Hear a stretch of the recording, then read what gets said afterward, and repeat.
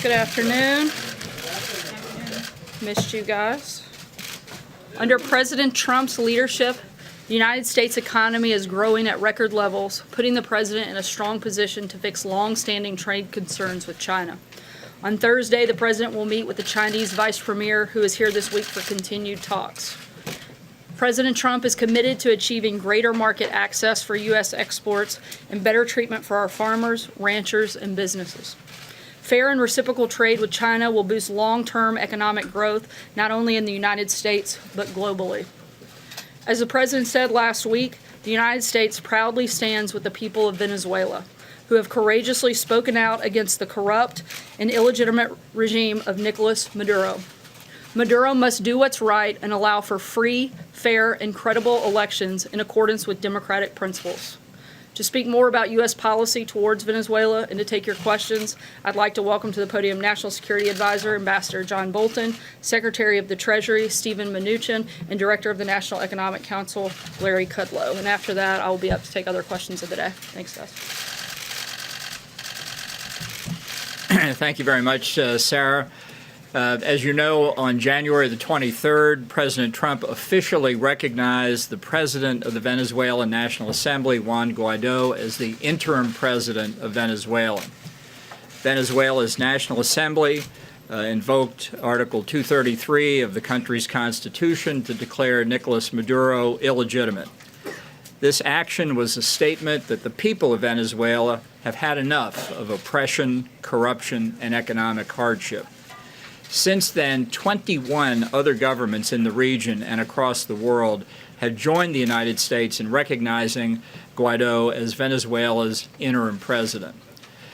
Today, and I'll turn the podium over to Steven Mnuchin for this purpose, we're going to announce sanctions against Petróleos de Venezuela, Sociedad Anima, or PDVSA, as it's known by its Spanish acronym, the state-owned oil monopoly. We have continued to expose the corruption of Maduro and his cronies, and today's action ensures they can no longer loot the assets of the Venezuelan people. We expect, and Secretary Mnuchin will go into this in more detail, that today's measure totals $7 billion in assets blocked today, plus over $11 billion in lost export proceeds over the next year. We also today call on the Venezuelan military and security forces to accept the peaceful, democratic, and constitutional transfer of power. And to a certain extent, this has already begun. We have seen Venezuelan official and military personnel heeding this call. The Venezuelan defense attaché here in Washington recognized President Guaido a few days ago, and just within the past hours, the first consul of Venezuela's consulate in Miami, Scarlett Salazar, has also declared for interim President Guaido. I call on all responsible nations to recognize interim President Guaido immediately. Maduro has made clear he will not recognize Guaido or call for new elections. Now is the time to stand for democracy and prosperity in Venezuela. I reiterate that the United States will hold Venezuelan security forces responsible for the safety of all U.S. diplomatic personnel, the National Assembly, and President Guaido. Any violence against these groups would signify a grave assault on the rule of law and will be met with a significant response. Now let me give the floor to Steven Mnuchin, who will describe the sanctions that we're imposing. Thank you.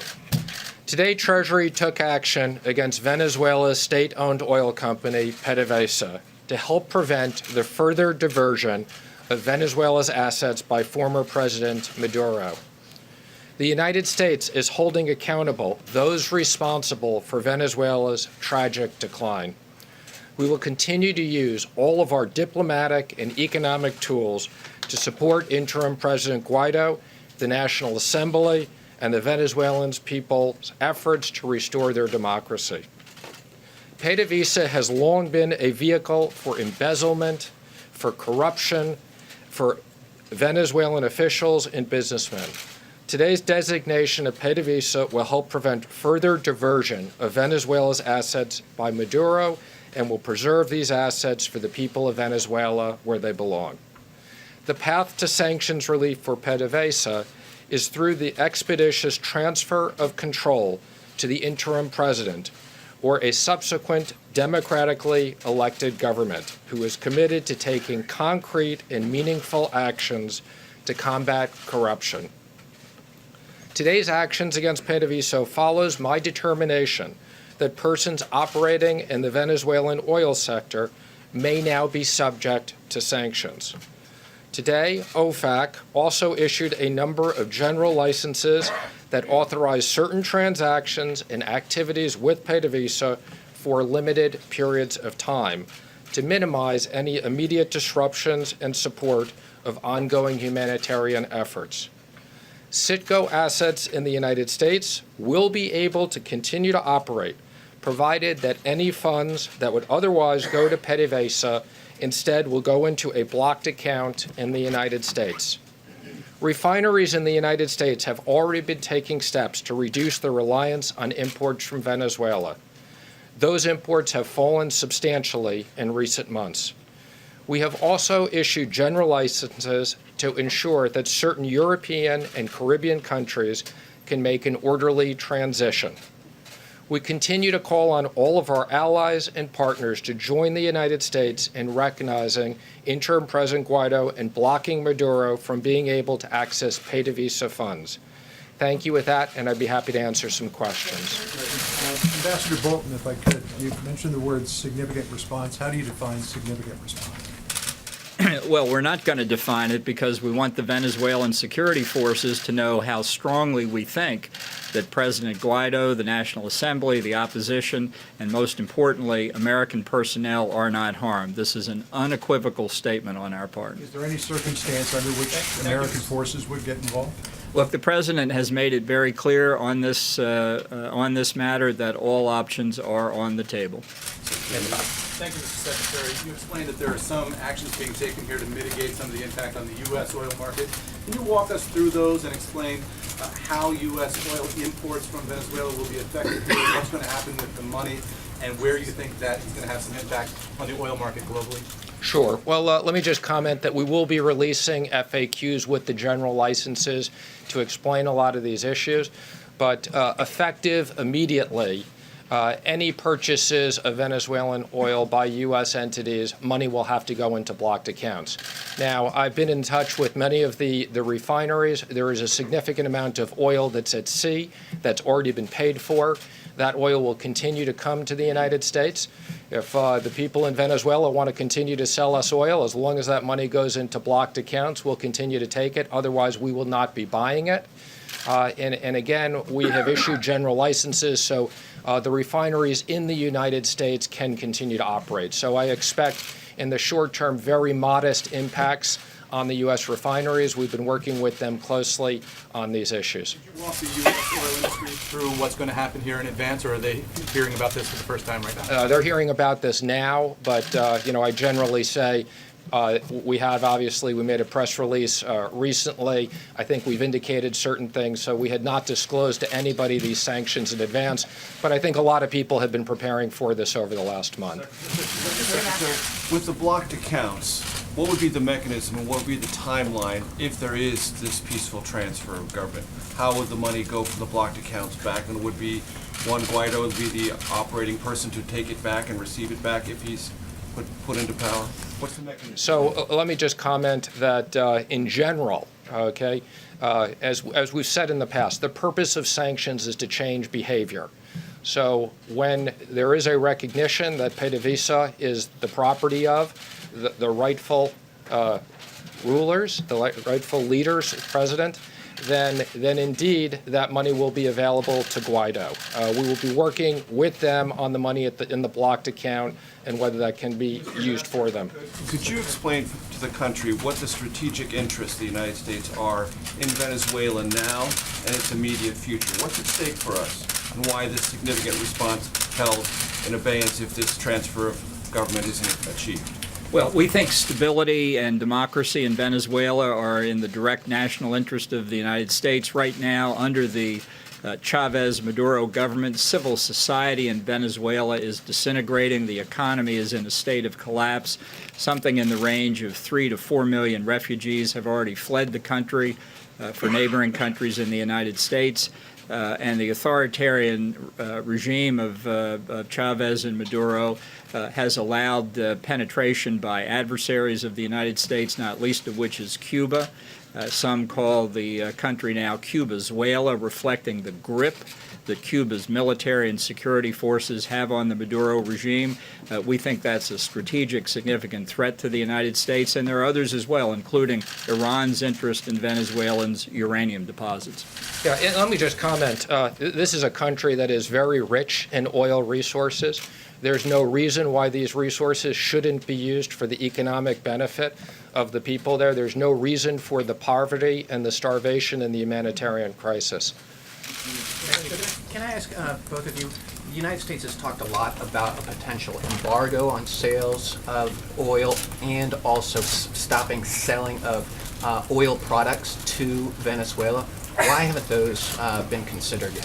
So there will be, as part of this, limitations on selling oil products as part of the sanctions. As regards to an embargo, we're not going to make any comment on that today. We don't comment on future action. Has the administration talked to Secretary? Thank you, Mr. Secretary. Mr. Maduro seemed to anticipate the actions that you've announced today in the briefing room. He warned that Citgo is the property of the Venezuelan state, and he further said that we are the only ones who can decide its fate. What is your response to Mr. Maduro?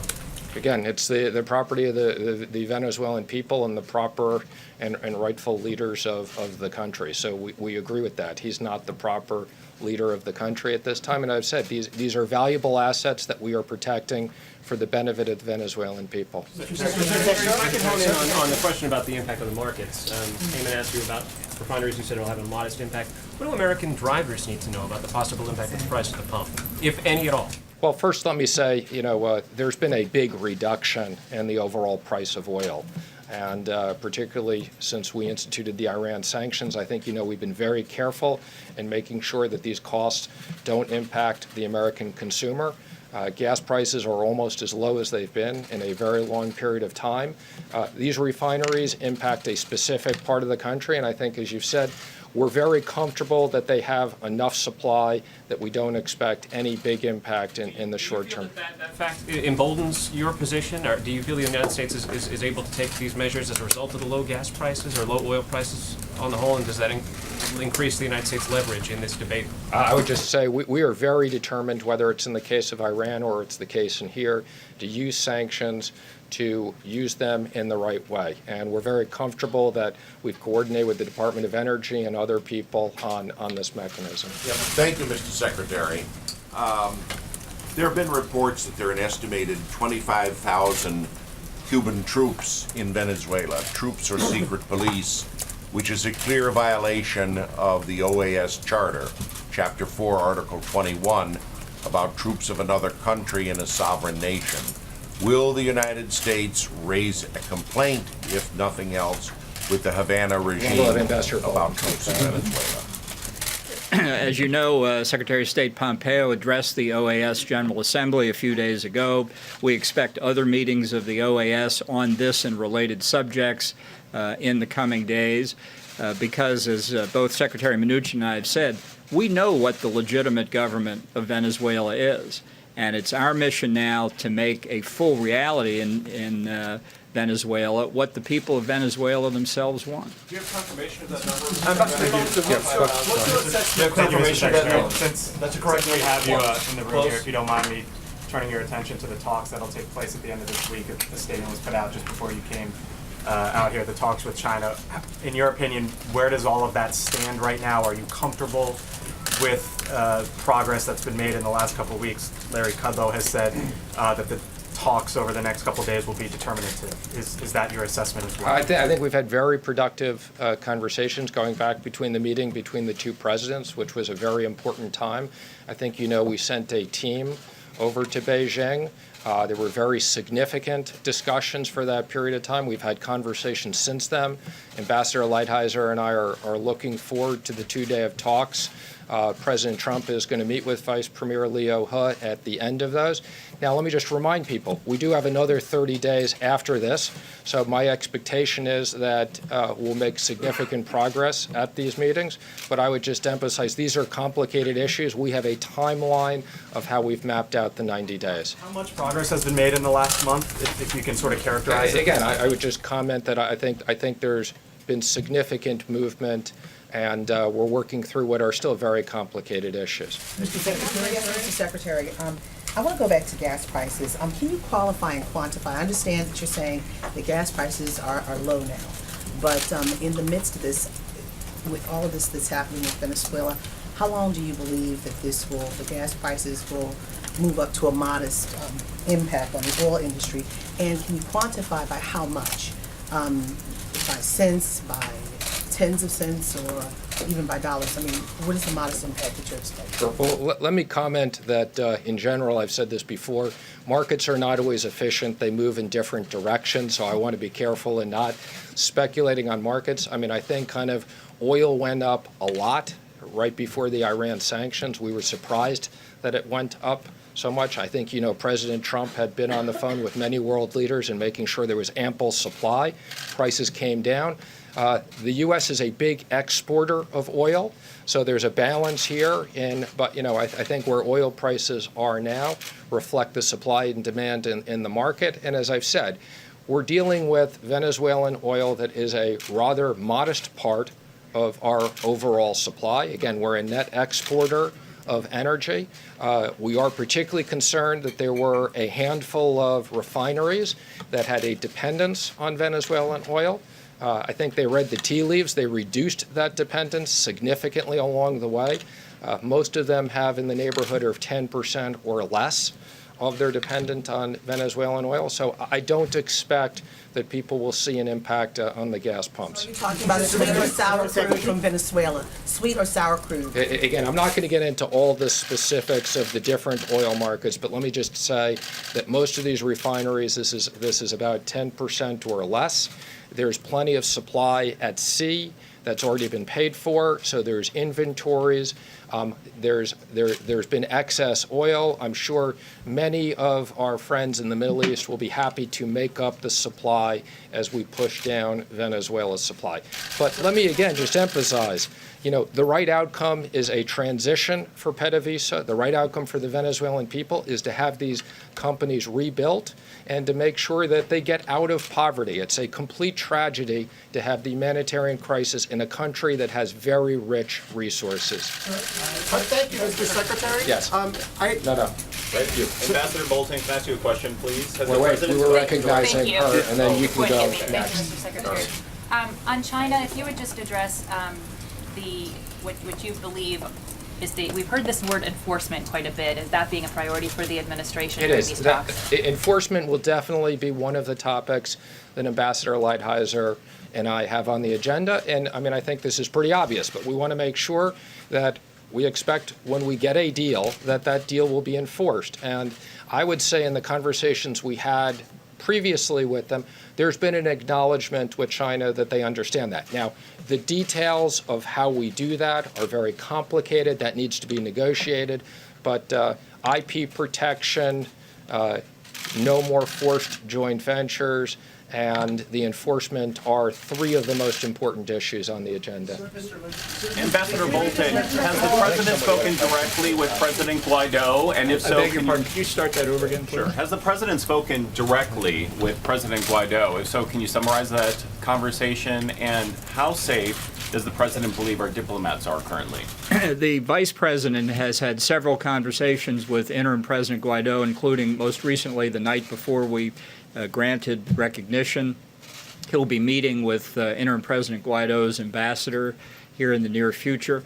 In terms of American official personnel, has been an absolute top priority for President Trump, the Vice President, Secretary Pompeo, and myself. We have drawn down significantly personnel at the embassy. All dependent personnel are gone.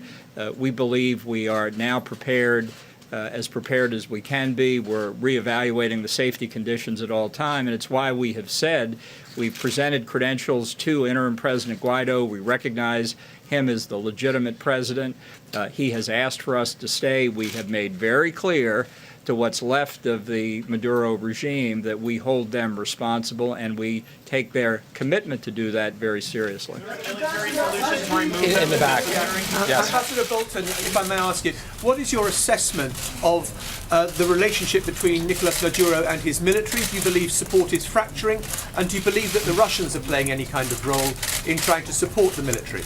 Well, our assessment based on numerous contacts on the ground is that the rank and file of the Venezuelan military is acutely aware of the desperate economic conditions in the country.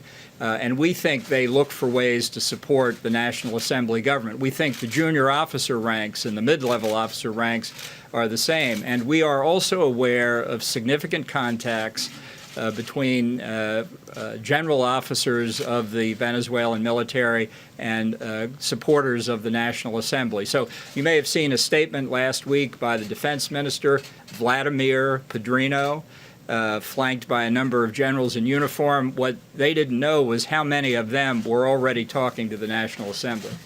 We'll take one more here. Twofold. Do we have a timeline where we're going to reassess as to whether or not these sanctions are working and what the next step would be? Is there a timeline in place for that? And secondly, can you speak to the administration's critics who say that since the government shut down, the administration is in disarray? Well, let me first say, on sanctions, we always evaluate sanctions continuously, both existing sanctions as well as future sanctions. So we will carefully be looking at the effectiveness of these and whether we need additional sanctions. Now, I would just tell you, speaking for Treasury, I want to thank all the large number of government workers who came in. I will tell you, as it relates to specifically the sanctions area, people have been working around the clock, and we couldn't have gotten this done without the enormous support of all the people who came in. So quite the contrary, we weren't in disarray. Again, I want to thank all the important people who helped out on this. Mr. Secretary? Very briefly, I'm going to have Larry Kudlow come up, give a quick economic update, take a couple questions on that, and then I'll be back up for the rest of the questions for today. Good, thanks. I'll just say, as I have for a while, that I still think the economy is very strong. I know there's some disagreements, but I think as the numbers shake out, the Commerce Department is reopening. We're going to get a GDP report probably next week. We'll get a jobs report this Friday, so that'll work out. Based on things we've talked about here, unemployment claims low, industrial production strong, business investment strong, holiday sales very strong. I still think we're on a 3% trend line growth rate, and I'm proud of that. I think that the program of lower tax rates and regulatory rollback and opening up energy and so forth is working and is continuing to work. And I think, frankly, the optimists, the guys that took the over, are going to be right. Yes, Major. Do you consider valid the estimates that the shutdown cost the U.S. economy between $8 billion and $11 billion? You know, I looked at them. I think you're referring to CBO numbers that came out today. We frequently disagree with CBO. With all respect, they're doing the best job they can. I get that. No, I don't. I won't acknowledge any of that right now. And you know, in a $20 trillion economy, it's awfully hard to make even the best guesstimates of those kinds of small fractions of numbers. That's what you're looking at here. Let's see how it rolls out. We'll get a GDP report in about a week for Q4. It'll take longer for the first quarter. As I've said many times, I think you have just a whole bunch of very temporary factors. And now that the government is reopened, the switch goes right back on. There's certainly no permanent damage to the economy. Larry. So I just, again, with the greatest respect to my friends at CBO who often disagree with us and do not acknowledge the importance of our pro-growth tax cuts, just to put an editorial in, no, I don't really agree. Sorry. Can I follow up and just say, from your economic perspective, how disruptive was this? Not at all? Look, the hardships for individuals was always the key problem here, in my judgment. And as Steve Mnuchin said and others, you know, I'm glad we're back to work. I'm glad all the federal employees, I'm glad all the people furloughed, TSA, you can go right down the line. I think those individual hardships were the biggest issue, and I think everybody's glad we can reopen and put folks back to work. Regarding the macroeconomy, Major, I don't think it was a factor. I just don't. So Larry, if the negotiations did not bear fruit and the government shuts down again, you have a lengthy shutdown, reopening, and then another shutdown, could that compound any economic effect or hardship effect on these federal employees? Yeah, I just don't want to speculate on what ifs. We've got a process laid out here. Let's see if it bears fruit. I just don't want to speculate on any of the what ifs. Again, the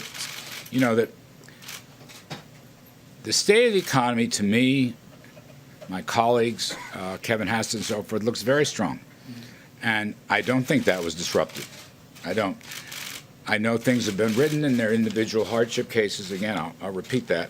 But in the aggregate, the numbers we saw, low unemployment claims, unbelievably strong same-store retail sales, the industrial production number from the Federal Reserve, where business equipment went up for the 7th straight month. Just a scattered look at all those kinds of data points suggests to us that we're still in a very strong mode right now. And I use the 3% as our longer-term view, but I also think it's going to pan out in the short run. So we will see. Yes. The Chinese talks this week, is it possible we'll see the framework for a deal emerge? I don't want to say anything on that. Secretary Mnuchin's correct. I don't want to make any predictions on that. These are very difficult, very, very important. The only comment I'll make is, and I've said this before, the scope of these talks will be the broadest and deepest in U.S.-China history. We've never had anything this comprehensive, and I regard that as a big plus.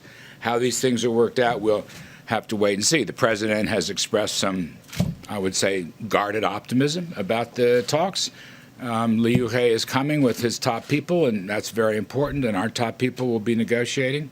But it's encouraging to me that everything is on the table. I know that's a cliche in other areas, but in trade talks it is too. Having said that, I do want to reiterate, I don't recall whose point it was, enforcement issues will be very important.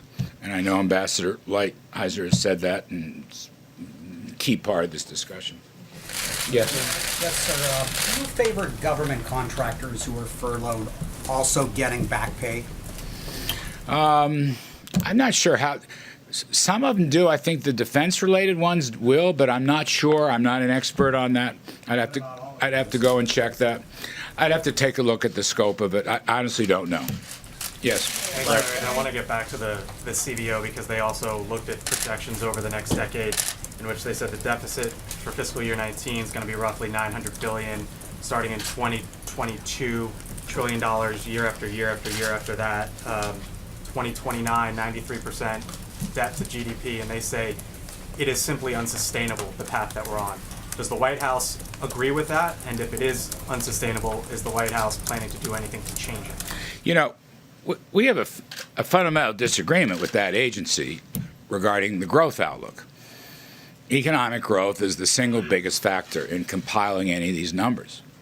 So they have had a very low growth estimate in response to Trump policies on taxes and deregulation, and we've had a much higher one, about a 1 percentage point differential, more or less.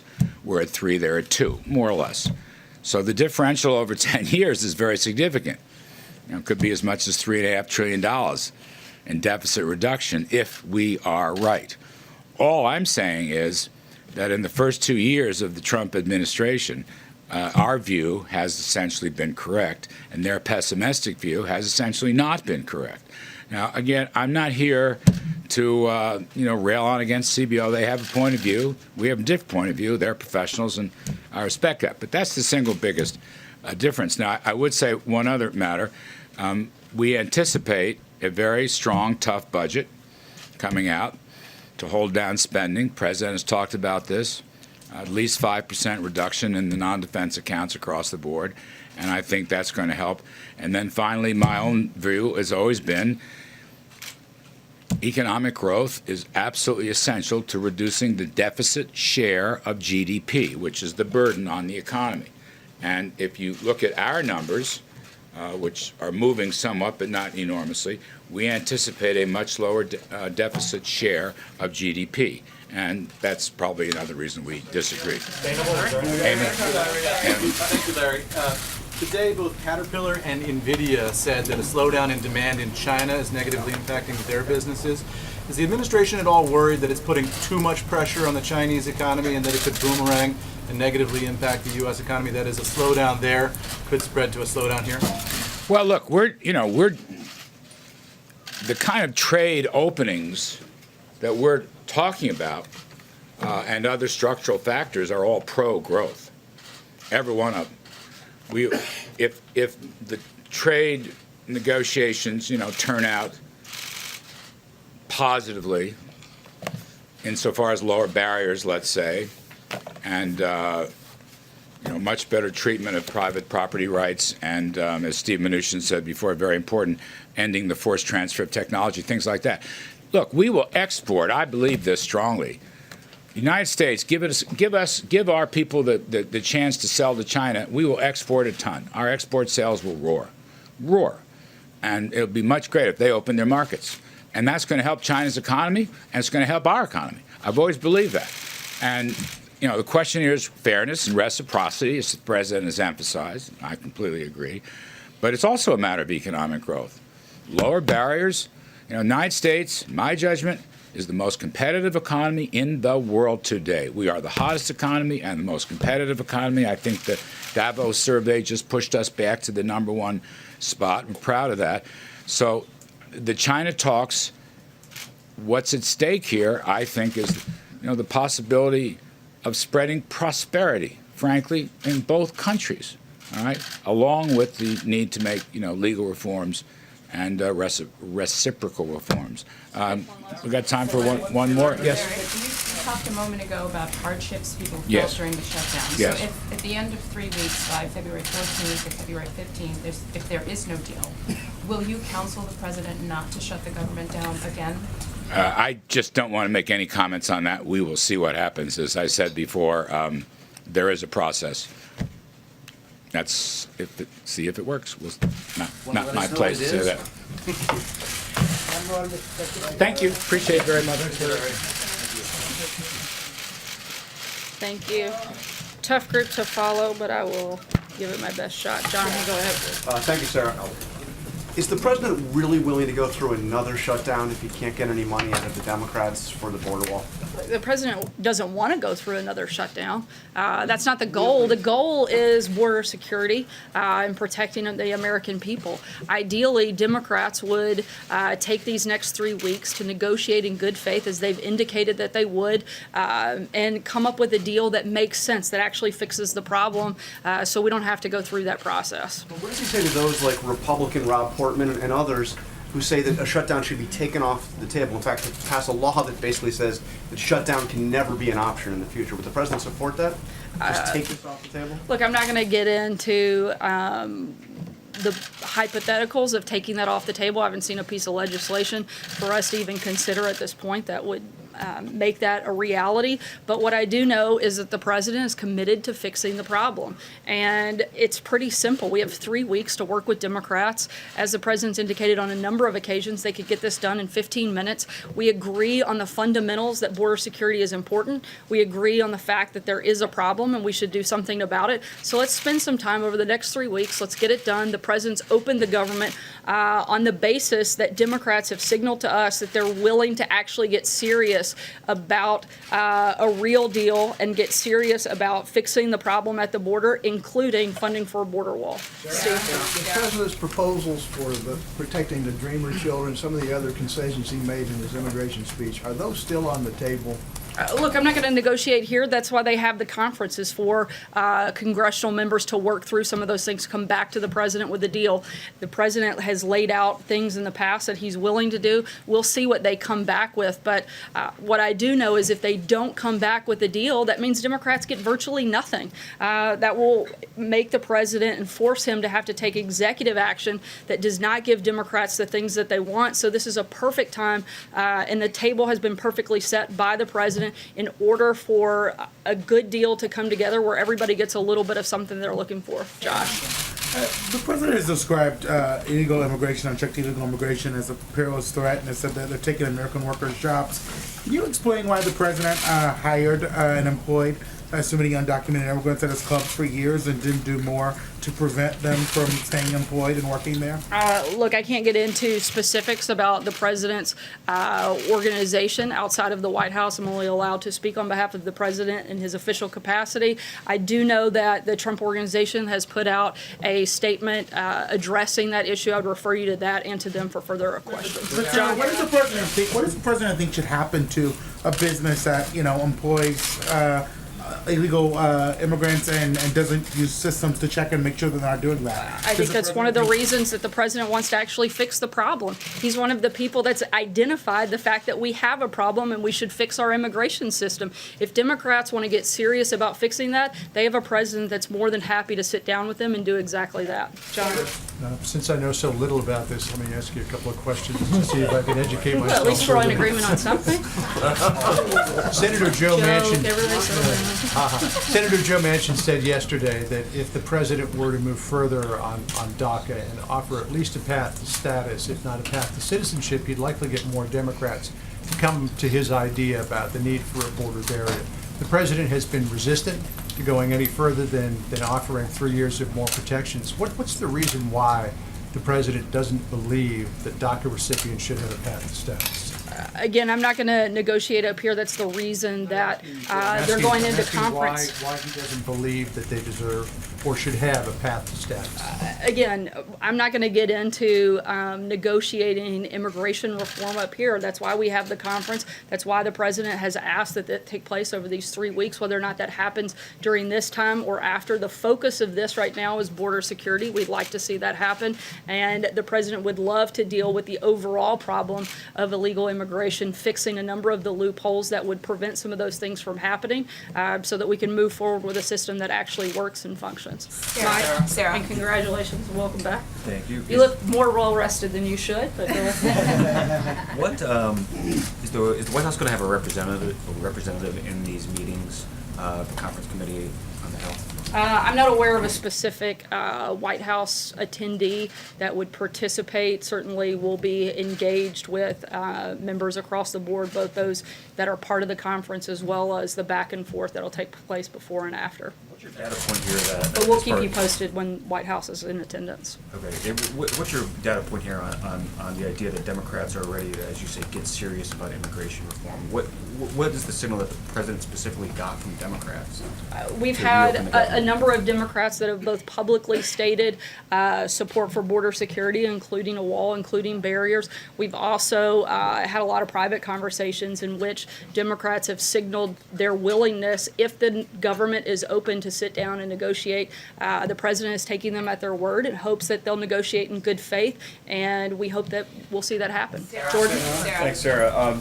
Stephen Miller is quoted in a Cliff Sims book as saying, "I would be happy if not a single refugee foot ever again touched American soil." Is the policy of this administration to eventually get refugee resettlement down to zero? I'm not aware of any statement like that Stephen Miller has ever made, and certainly not the policy of the administration. Sarah, is the president going to have his physical exam soon?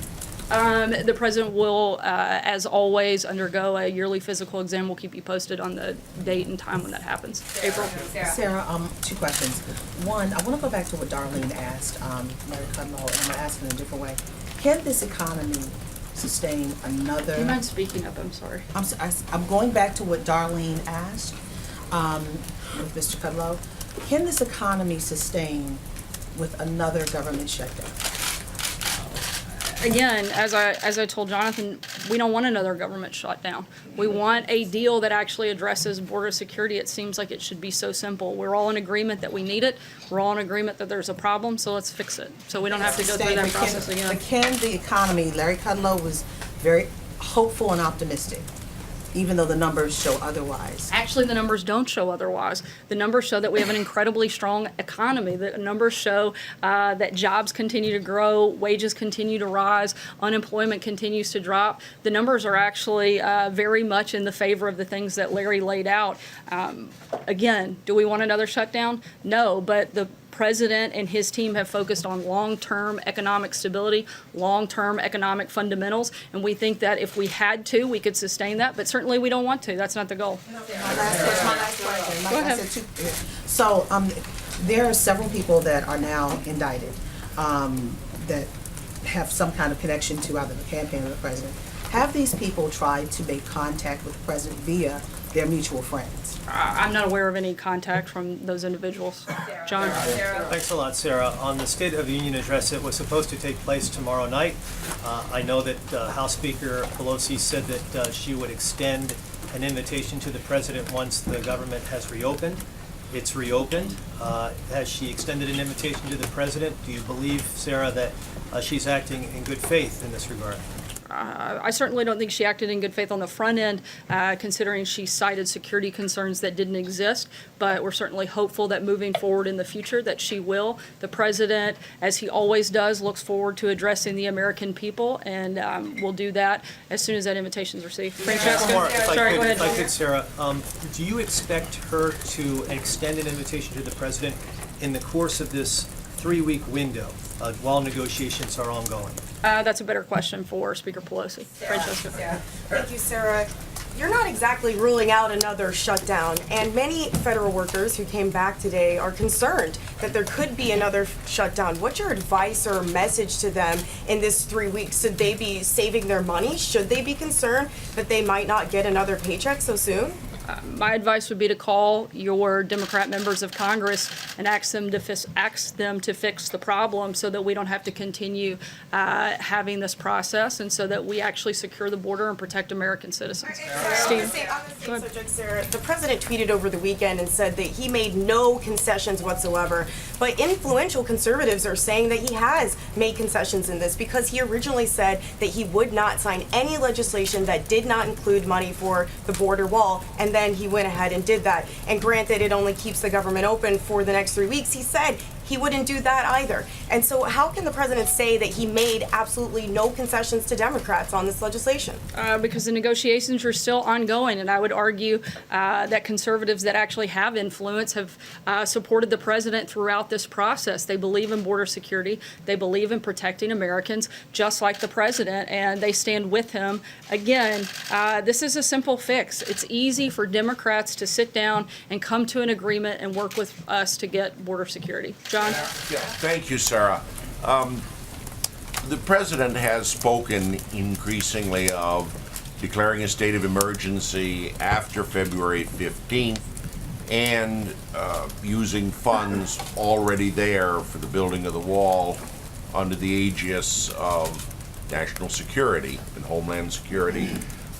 Several conservatives who are normally supporters of the president warn not to go in that direction, that it would create too many problems with federal authority interceding with state authority.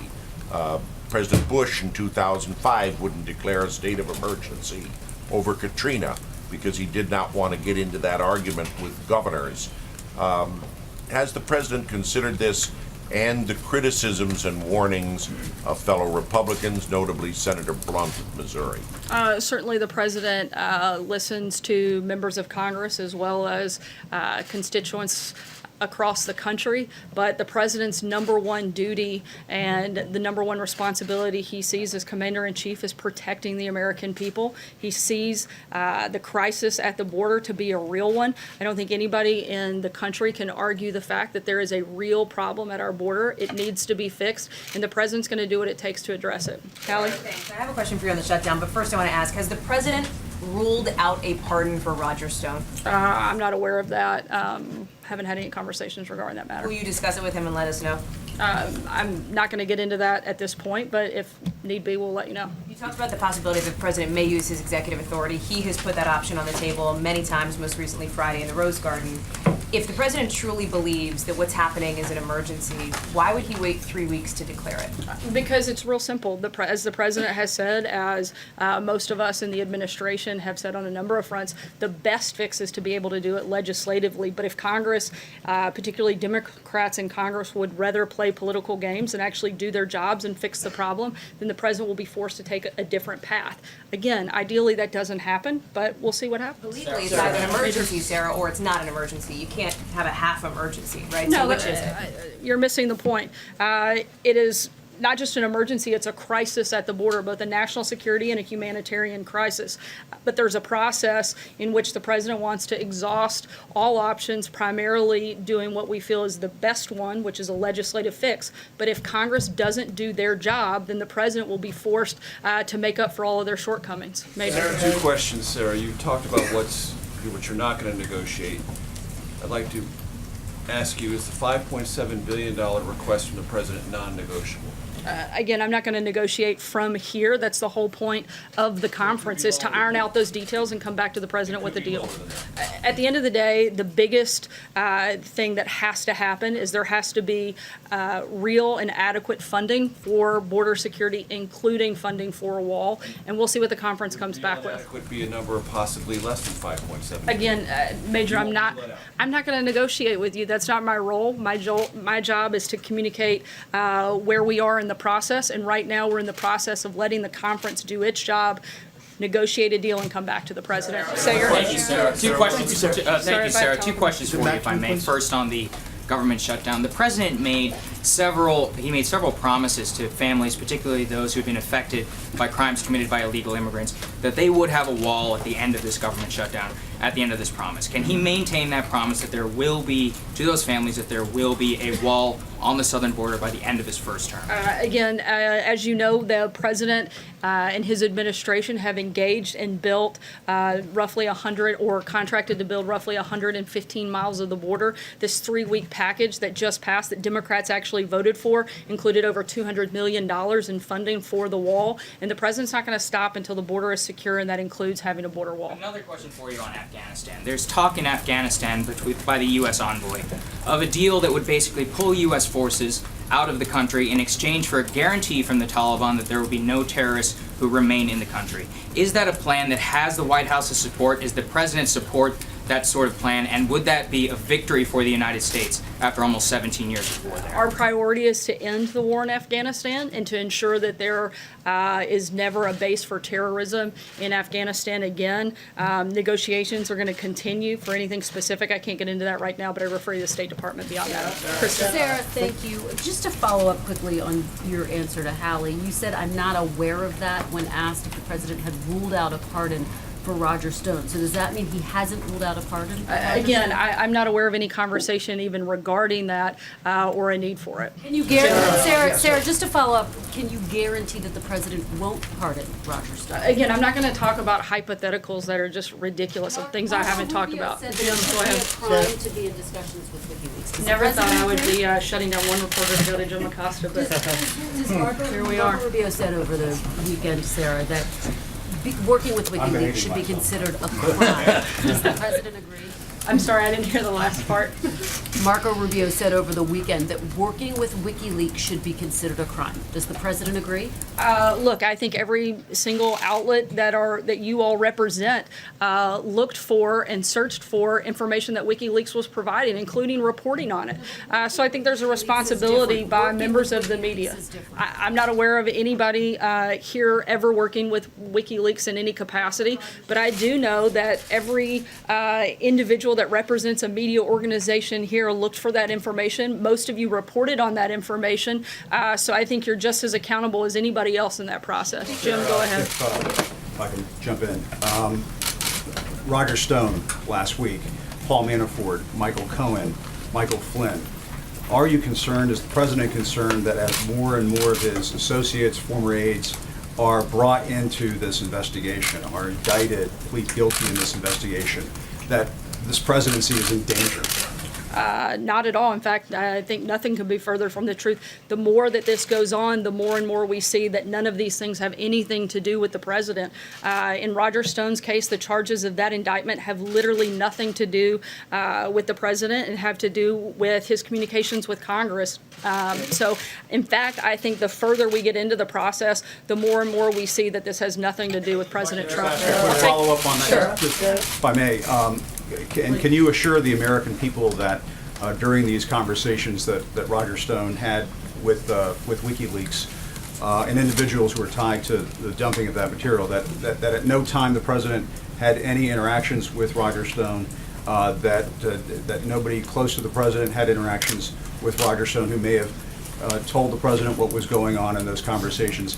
All of this, when it comes to Roger Stone, is a complete surprise to the president. He didn't know about any of this. Is that what you're saying?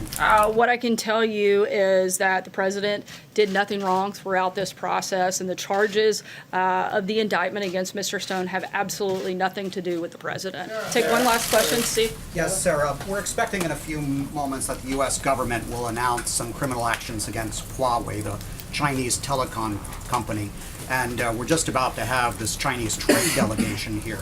Are these two at all linked? Are you taking some sort of carrot and stick approach with China? What's the strategy here?